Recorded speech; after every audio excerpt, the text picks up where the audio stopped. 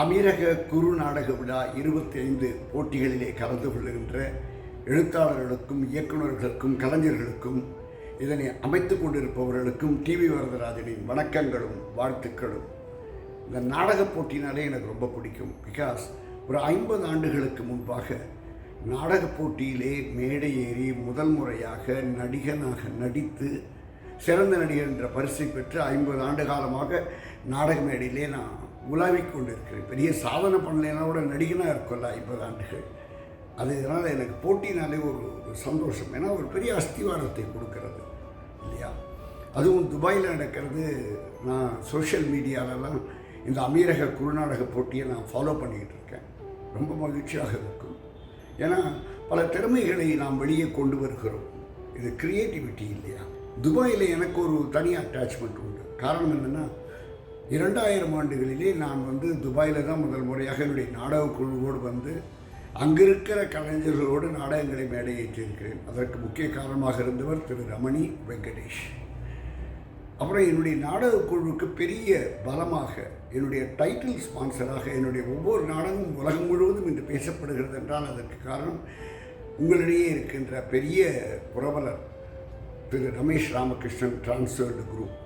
ஆகவே துபாயில் ஒரு நாடகம் நடைபெறுகிறது, ஒரு போட்டி நடைபெறுகிறது என்றால் நிச்சயமாக கலந்து கொள்ள வேண்டும் என்ற ஒரு எண்ணம் எனக்கு இருக்கிறது. எனக்கு இந்த முறை அழைப்பு வந்தபோது மகிழ்ச்சியாக ஏற்றுக்கொண்டேன். என்ன ஒன்று, நான் ஒரு நாடகக்காரனாக நாடகங்களை பார்க்கத்தான் விரும்புகிறேனே தவிர ஒரு ஜட்ஜாக வருதுங்கிறது ஒரு டிஃபிகல்ட் திங். அதுவும் 20 ஸ்கிரிப்டில் 10 டெபு, அதாவது முதல் முறையாக நாடக போட்டியிலே கலந்து கொள்ளுகின்ற எழுத்தாளர்கள் இயக்குநர்களெல்லாம் இருக்காங்க. ஆனால் என்னை பொறுத்த வரைக்கும் இந்த 20மே மேடையேற்றி பார்க்க வேண்டும். ஏனென்றால் எனக்கு தெரியாத சில விஷயங்களை அந்த ஸ்கிரிப்டில் படித்து கூட நான் தெரிஞ்சுக்கிட்டேன். பட் என்ன பண்ண முடியும், போட்டினா 12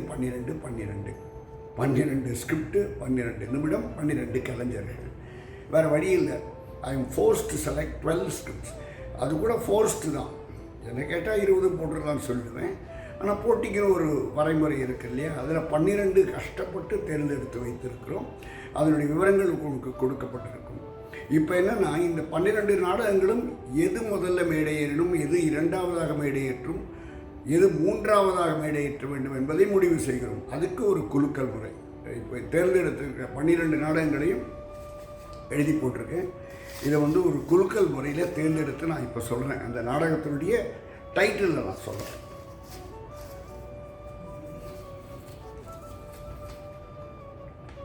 கண்ணாடி குழந்தைகள் நம்பர் 1, பிணைப்பு நம்பர் 2, கீழே விழுது அதிர்ஷ்டோ பார்த்துருவோம், அழகேசன், அடுத்தது மகளிர் மட்டும் 4, 5வது நான் பண்ணிட்டு இருக்கேன் ஆர்டருக்கு, அதுதான் டேலர்.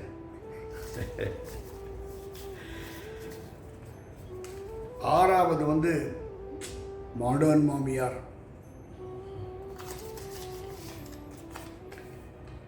7 டெரஸ்ட்ரியல், இங்கிலீஷ், தமிழ் நாடகம் தான், டைட்டில் இங்கிலீஷ்.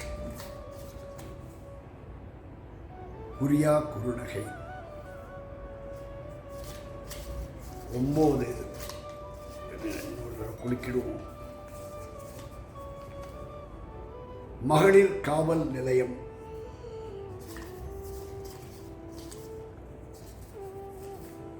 10 எல்லா புகழும்.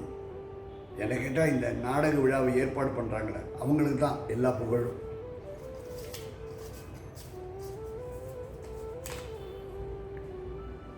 11 அந்த காலத்தில் திரைப்படம் பார்க்குறவங்களுக்கெல்லாம் ஒரு பெரிய மகிழ்ச்சியான ஒரு கேரக்டர், சபாபதி.